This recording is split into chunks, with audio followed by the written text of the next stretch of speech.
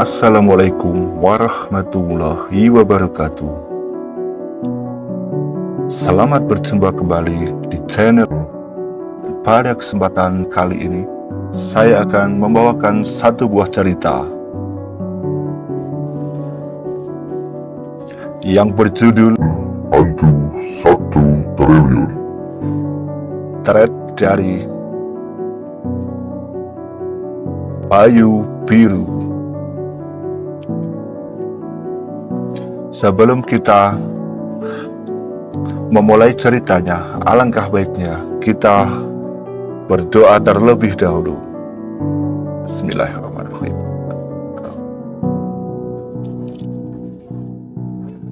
Langsung saja, tidak usah berlama-lama, saya akan membacakan ceritanya.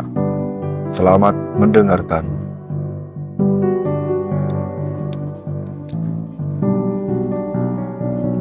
Hai penggemar cerita horor, kali ini Ane ingin berbagi sedikit kisah nyata, biar bisa ambil hikmahnya bersama. Hantu 1 Triliun. Based on true story. Bocah Horor. Treat dari Bayu Biru. Part 1, My Life. Sungai yang jernih ini dan ladang yang hijau adalah bagian dari hidupku. Sebagian besar kuhabiskan umur aku di tempat ini. Aku terlahir dari keluarga sederhana, yang teramat sederhana dan bahagia tentunya. Tempat tinggalku sekarang di daerah bekas ibu kota kerajaan Majapahit. Sebut saja namaku Umar, pria berumur 30 tahunan. Aku sekarang sudah berkeluarga dan mempunyai 2 orang putra yang sedang beranjak menuju kedewasaannya. Aku sendiri saat ini hidup sangat sederhana dan apa adanya. Pekerjaanku sehari-hari mencari ikan di sungai, sesekali bertani di sawah peninggalan orang tuaku. Istriku yang cantik dan setia tiap hari membantuku ke pasar. Di waktu masih petang hari untuk menjajakan hasil dari jerih payahku seharian bekerja di sungai dan ladang. Pekerjaan itu kulakukan untuk menyambung hidup dan mencukupi kebutuhan. Aku sendiri berpendidikan formal, tidak tinggi, maka untuk cari kerja yang bagus juga susah.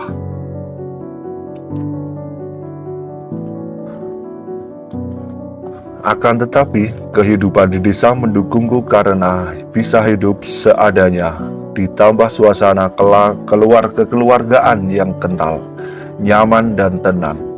Kondisi desa seperti itu jauh dari ambisi serakahnya dan kebisingan kota. Suasana saat itu membuat kami merasa cukup dan nyaman. Inilah kehidupanku sekarang.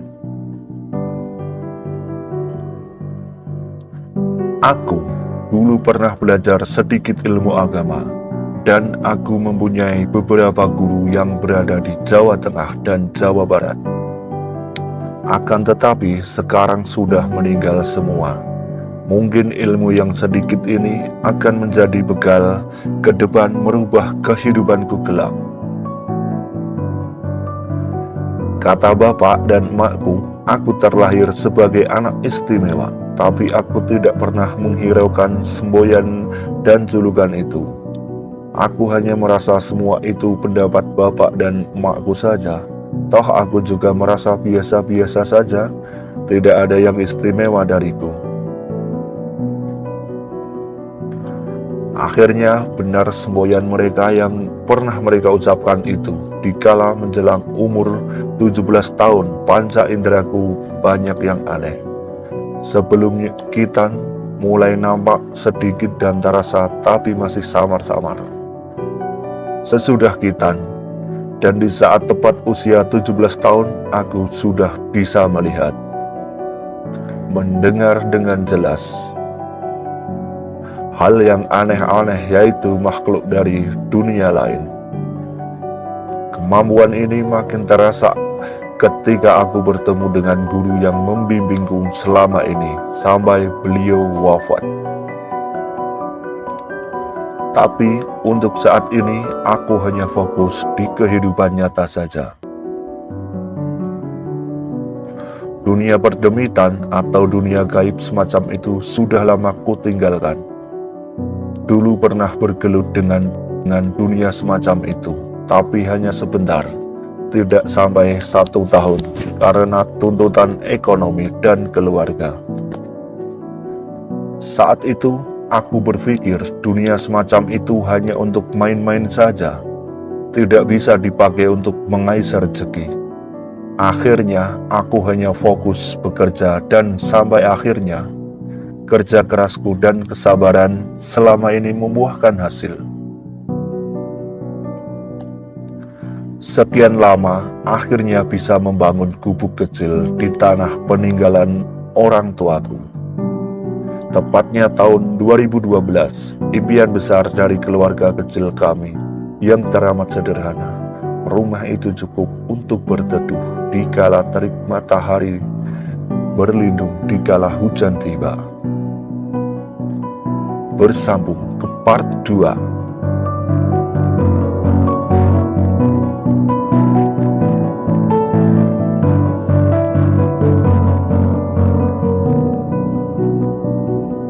Part 2, Private Neighbor. Pagi itu, seperti biasa aku mencari ikan di sungai jernih yang biasa kami kunjungi. Dengan kawan sama profesiku, sebut saja namanya Imron.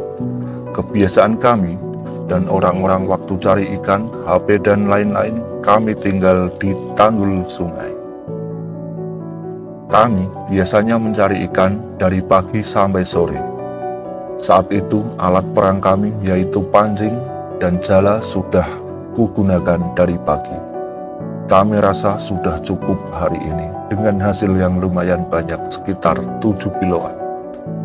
Setelah membersihkan diri di sungai dan peralatan perang kami, di tanggul sungai aku istirahat sejenak, rebahan.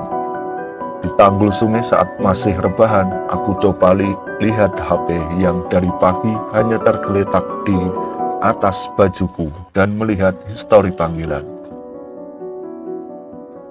Waktu itu banyak panggilan telepon di HP-ku, tidak ada nomornya, kayak orang mau ngerjain. Aku biarin saja histori panggilan itu. Tapi setelah itu teleponku berdering lagi dan lagi. Akhirnya aku penasaran juga dan terangkatlah HP jadul itu di tanganku dengan perasaan agak jengkel. Mr. X, Assalamualaikum mas. Mas, ini aku Tono. Mas kok sulit banget ditelepon dari tadi, kayak orang penting aja. Tanya Tono seperti senapan AK-47 memberondong sasaran tanpa henti. Aku diam sejenak dan sambil mengingat-ingat, siapakah gerangan ini? Waalaikumsalam. Oh, Tono, dari kota pengrajin mas itu. Aku dari tadi masih di sungai, lagi kerja on. Siang waktunya kerja, emang lo kagak kerja? Jawab balik memberondong pertanyaanku. Gimana kabar lo sekarang? Tanyaku dengan basa-basi dulu. Iya mas, bener mas. Baik mas, sehat. Aku sekarang, saya mau minta tolong mas. Darurat ini mas. Penting pol pokoknya ini. Nadanya susah, kelihatan bingung dan panik. Oke, ada apa Ton? Tenang dulu, kayak dikejar setan lo. Tenang dulu napa, kataku. Lah, lo kan juga bisa Ton. Lo juga kan pernah belajar agama, kataku. Gak bisa mas, ini bukan levelku beneran mas. Ini berat mas, katanya bikin aku penasaran. Emang tiang listrik pakai beratnya segitunya Ton? menggodaku kepada Tono untuk menghilangkan ketegangan di lokasi yang tidak aku tahu. Aku merasa penasaran, ini anak ada apa ya tiba-tiba telepon gak jelas kayak gitu. Kok sampai segitunya, padahal Tono dulu hebat untuk masalah ginian. Aku sebenarnya pengen hidup tenang dan berhenti dari dunia perdemitan. Ini malah minta tolong ginian lagi. Mau nolong, sudah berhenti bergelut di dunia gituan. Gak nolong juga takut dosa. Tono juga temen lama dan temen deketku. Bingung jadinya waktu itu. Oh ya sudah Ton, tolong kamu kasih telepon kamu sama orangnya, pintaku. Lah gila apa mas ini? Orang kesurupan suruh angkat telepon mas, jawabnya setengah marah. Turutin kataku geblek, mau ditolong apa kagak kawan lo itu, jawabku setengah membentak. Ya udah mas, ya udah. Ini Tono mengalihkan HP-nya ke kawannya.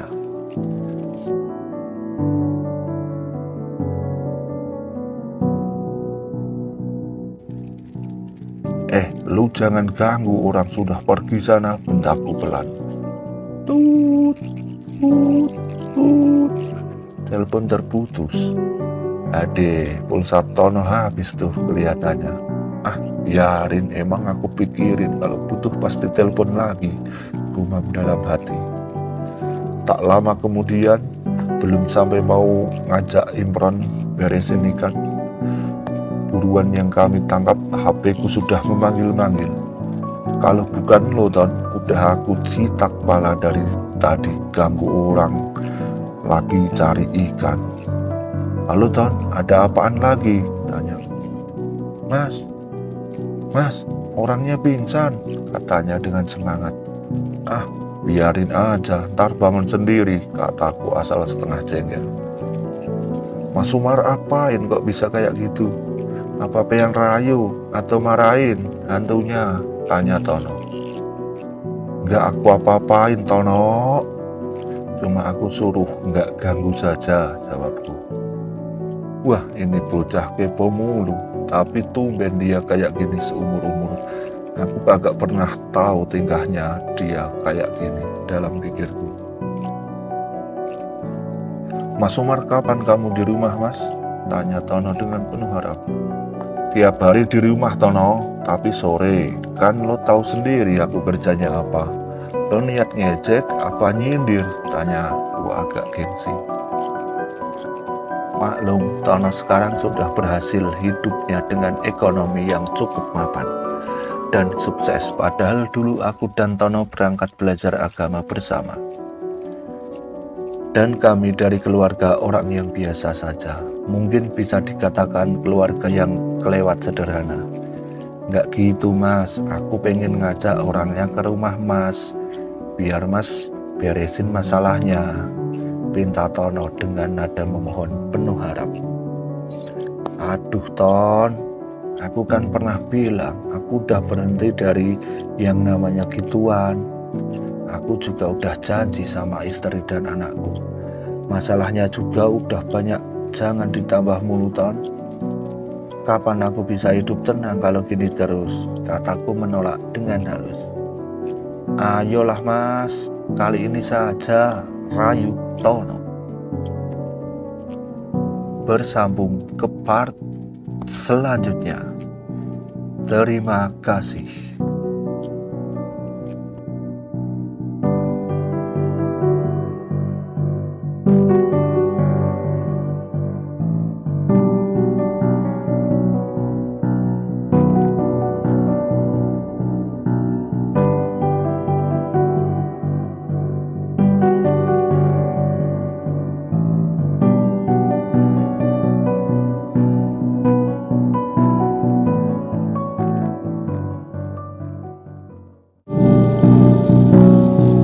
Part 3.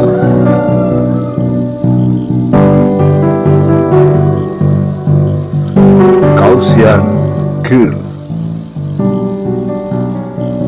Ayolah mas, nanti tak kasih uang banyak. Beneran ini mas, Anggap saja gaji 1 bulan, Mas, rayu Tono yang kedua. Beneran ya, jangan bohong lagi lu.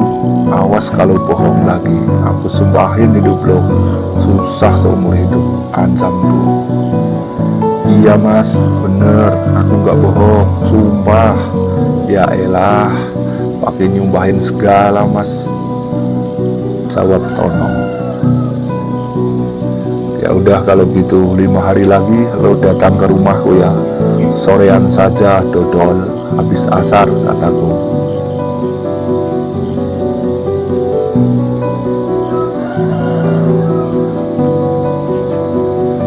Iya Mas,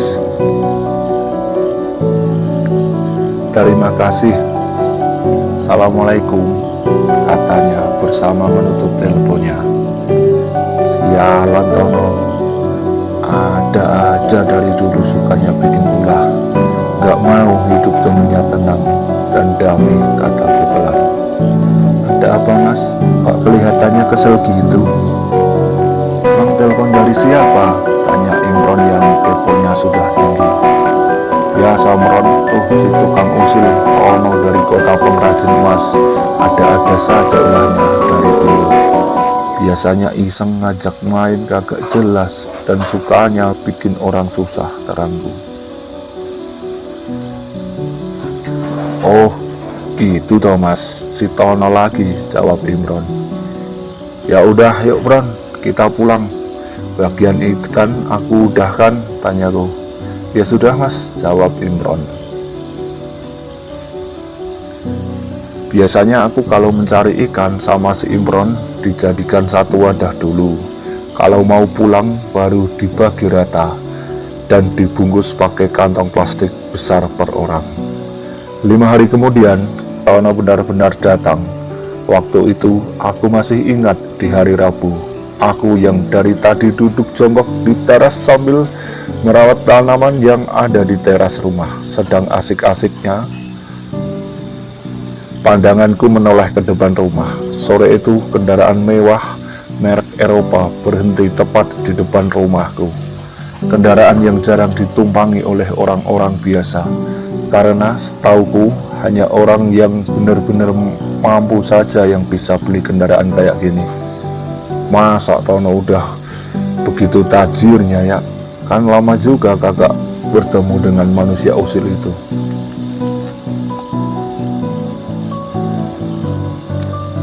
Sore yang cerah, memang saat itu hembusan angin pun berhembus dengan melambai-lambaikan dedaunan depan rumahku. Cahaya kehidupan dari matahari juga semakin meredupkan sinarnya. Masih aku amati dari jauh, yang keluar dari mobil hitam itu ternyata ada 5 orang. Pertama Tono temanku yang super usil, yang kedua pria berpakaian biasa yang gak ku kenal, ketiga dan keempat pria juga dengan badan yang tegap dengan rambut cepak, yang terakhir seorang cewek bule berbaju merah lengan panjang, memakai jeans warna gelap, kulit putih pastinya. Rambutnya yang juga berwarna kemerahan digerai sebahu. Badan agak tambun sedikit tapi dengan tinggi 175 cm cukuplah untuk ukuran cewek Eropa. Wih, ngipi apa aku semalam? Ada tamu bule dan didampingi 4 orang ini ya. Bawa kendaraan mewah pula. Aku sendiri sambil termenung lama melihat pemandangan di depan mata saat itu.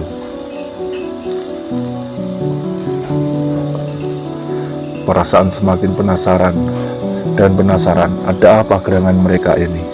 Masa Tono mau nikah lagi? Atau sudah hamilin cewek itu ya? Aku disuruh jadi walinya. Karena Tono sukanya kayak gitu dulunya. Pikiranku hanya negatif thinking sama si Tono waktu itu. Gak ada pikiran yang positif dah kalau sama cepung satu itu. Tapi sejak kedatangan mereka, aku merasa aneh. Hawa jahat dan aura sangat kuat mengikuti mereka berlima.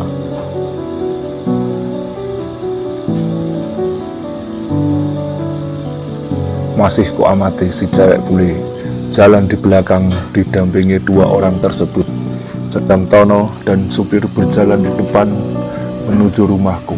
Aku berdiri di depan rumah sambil menyambut mereka. Aura itu mengikuti mereka sampai masuk ke rumahku. Bener, awas setan tua yang ganas dan sangat mengerikan. Assalamualaikum, saudara tua, kata Tono dengan senyuman lebar. Waalaikumsalam, Ton. Emang aku si kera bertongkat pakai saudara tua, kampret. Bagus sekali. Ayolah masuk. Gak enak dilihat tetangga. Biasanya kan para tetangga aku sudah pada kepo kalau ada orang aneh di lingkungan sekitar. Maklum, namanya orang kampung.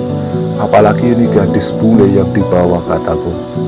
Tono dan kawan-kawannya pun masuk semua ke ruangan tamu. Di rumah yang sangat sederhana, yang baru selesai dibangun belum seminggu, semuanya duduk lesehan. Maklum, aku masih belum punya kala itu. Kursi saja belum kubeli, hanya tikar dan plastik warna hijau muda yang terhambar di ruang tamu. Sambil mempersilahkan mereka duduk, aku ke dalam bikin minuman untuk para tamu yang aneh ini. Setelah itu, aku keluar bawa mampan berisi kopi dan teh serta cemilan sisa lebaran.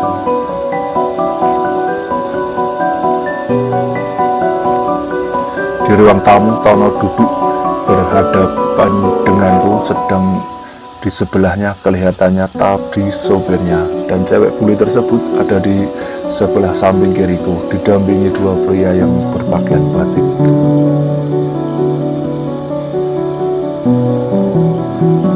Bersambung ke part selanjutnya.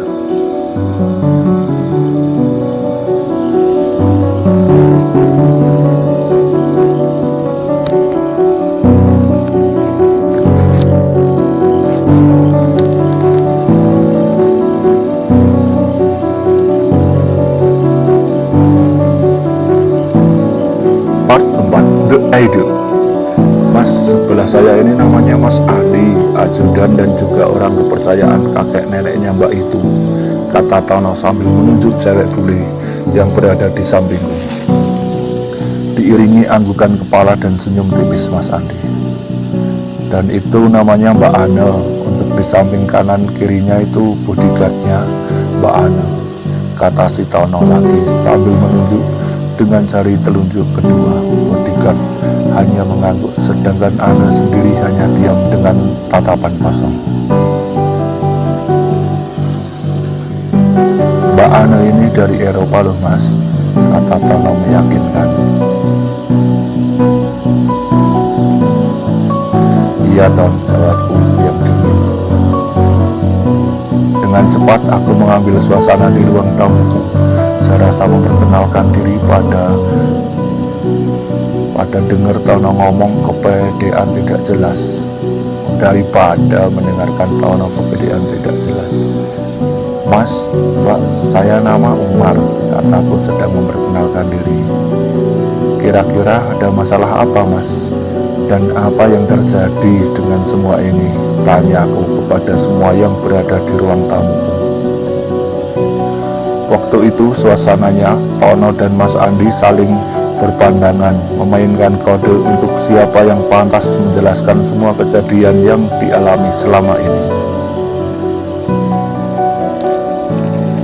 Dengan sigap, Mas Andi langsung mengambil suasana di ruang tamu. Baik Mas Umar, biar saya yang jelaskan dulu apa yang terjadi dengan kami, kata Andi dengan tenang. Begini Mas, ini berawal dari perjalanan Mbak Ane yang berliburan di beberapa pulau wisata yang berada di Indonesia di pertengahan tahun. Tepatnya liburan itu di timur Pulau Jawa. Waktu mulai liburan itu, Mbak Ane secara tiba-tiba menghilang secara misterius selama 1 minggu. Setelah saya tahu kejadian itu, pertama saya berusaha menanyakan kepada teman, pegawai dan satpam tempat menginap Mbak Ane, dan semua jawabannya nihil. Waktu itu saya bingung, mencari kesana kemari selama 1 minggu dengan berkeliling di pulau itu, meminta bantuan dari pihak berwajib dan beberapa kenalan saya, dan akhirnya ketemu di suatu tempat yang tempat ini tidak bisa saya sebutkan tempatnya ke Mas Umar. Perasaan senang waktu menemukan Mbak Ana itu, Mas. Setelah saya menemukan Mbak Ana dan setelah berjibaku untuk pencarian selama 1 minggu itu, bagai mencari jarum dalam jerami rasanya, Mas, saat aku mencarinya.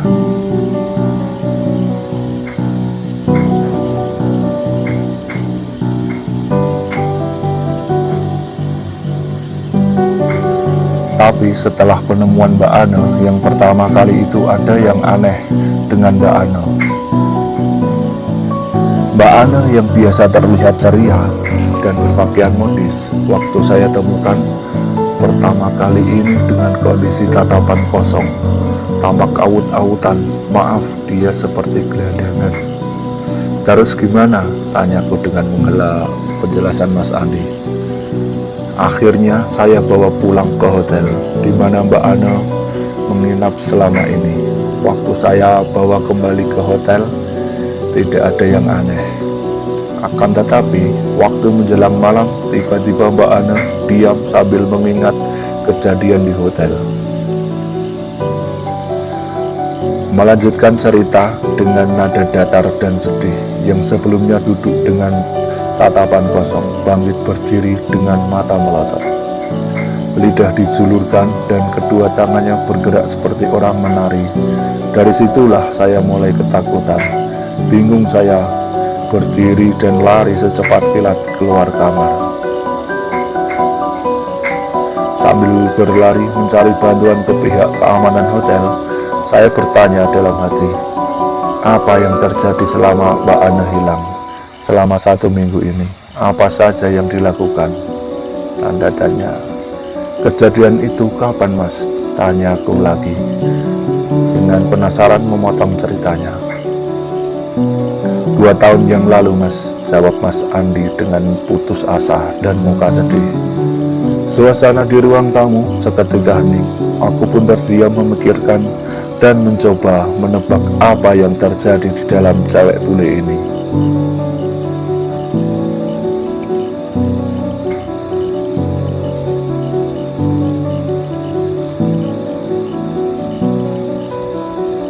Terus gimana lagi, Mas? Tanyaku dengan nada pelan kepada Mas Andi sambil mencerna kisahnya di otakku waktu itu. Sehabis kejadian di hotel itu, saya bawa periksa Mbak Ana ke rumah sakit dengan meminta bantuan security hotel. Saya sendiri kan nggak kuat, Mas, badan Mbak Ana juga gede gitu. Setelah saya periksakan ke salah satu rumah sakit terbaik di pulau itu, jawaban dokter sungguh membuat saya kecewa. Karena jawabannya adalah untuk kondisi Mbak Ana sehat dan baik-baik, hanya kelelahan saja. Dengan tenangnya jawaban itu keluar dari mulut dokter muda itu. Masa, Mas, ada orang tingkah berubah secara aneh dan tiba-tiba kok dibilang tidak apa-apa?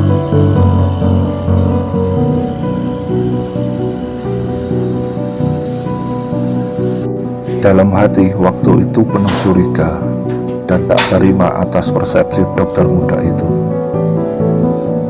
Dari jawaban di rumah sakit pertama, saya memutuskan untuk pindah berobat ke rumah sakit lain dengan rekomendasi resepsionis di rumah sakit pertama tadi.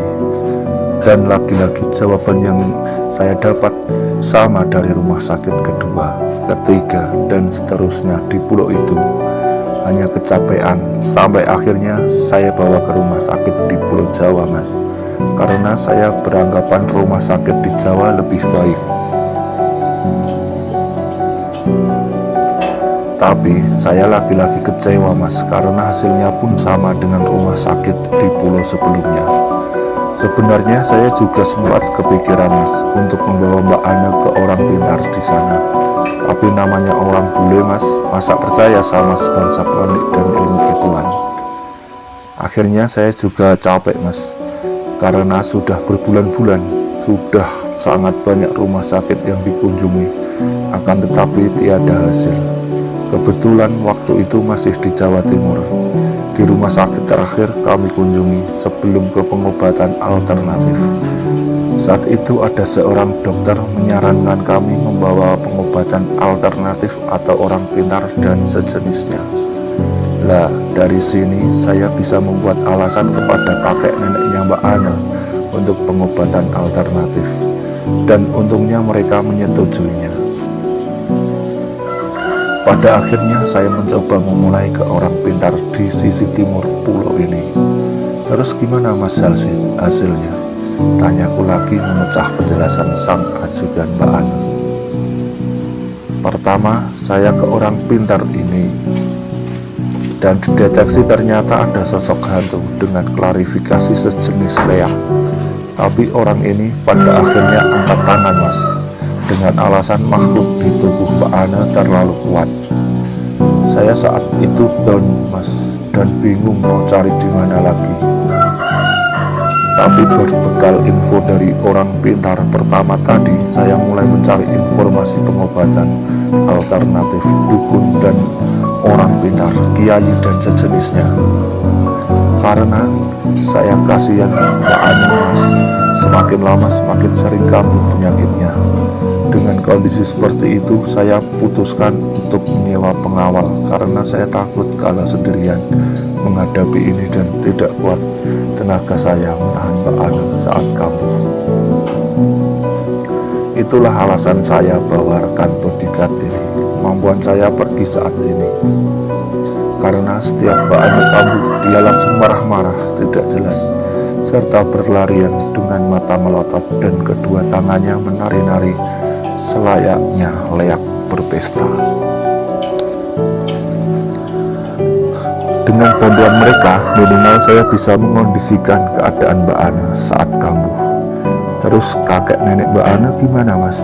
Tanyaku karena penasaran. Keluarganya tidak ada yang mendampinginya saat sakit kayak gini. Saya tetap berkomunikasi sama mereka mas. Mereka di benua biru, tapi perkembangannya saya laporkan ke mereka. Beberapa kali mereka juga ikut menemani untuk pengobatan Mbak Ana. Tapi karena faktor usia, mereka menitipkan Mbak Ana kepada saya. Dengan berat hati dan kasihan, akhirnya saya mencoba membantu dengan mengabdikan diri untuk merawat dan mencarikan pengobatan sampai sembuh. Mereka juga mengusahakan mencari info untuk pengobatan cucu kesayangannya, kata Andi. Untuk pengobatan alternatif sudah sampai kemana saja mas? Tanyaku dengan santai. Insya Allah seluruh wilayah Indonesia yang ada orang pengobatan medis alternatif, dukun, kiai, orang pintar yang terkenal sudah kami datangi mas. Kami juga sudah mencari pengobatan di beberapa negara, kata Andi. Aku yang awalnya tenang mendengarkan kaget, shock mendengarkan pengakuan Mas ajudan ini. Wajah kepoku penuh tanya muncul karena rasa keputusasaan mereka. Spontan bibirku berucap, "Loh, sudah sejauh itu ya? Memang sudah berapa banyak yang dikeluarkan biaya untuk itu semua mas?" Tanyaku kepada Mas Andi. Saya juga tidak tahu mas untuk masalah biaya, nggak pernah mikir mas, dan nggak usah dipikir mas, karena neneknya Mbak Ana dari kalangan orang berada kok. Intinya ingin cucunya kesayangannya segera sembuh, jelas Mas Andi. Aku terdiam, masih bingung dan berpikir setelah mendengarkan info sedikit dari Mas Andi, apa yang harus diperbuat makhluk itu sampai 2 tahun bersarang di tubuh putihnya anak itu. Ia juga sudah berjuang berkeliling Indonesia dan beberapa negara mencari pengobatan dari medis, non-medis, sungguh luar biasa. Bersambung ke part selanjutnya. Wassalamualaikum warahmatullahi wabarakatuh.